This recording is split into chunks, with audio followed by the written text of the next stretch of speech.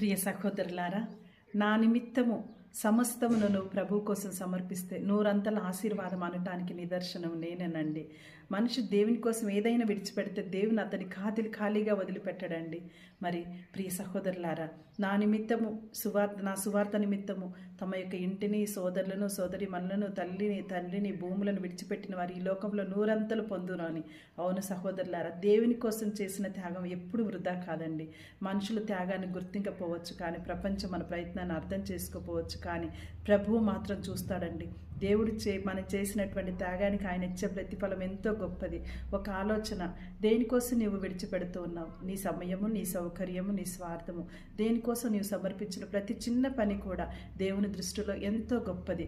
కావున గుర్తుంచుకోండి, దేవుని కోసం మీరు కోల్పోయినది నిజంగా కోల్పోవటం కాదు, దేవుడు దాన్ని నూరంతల ఆశీర్వాదంగా నీ కుటుంబానికి దయచేస్తూ ఉన్నారు.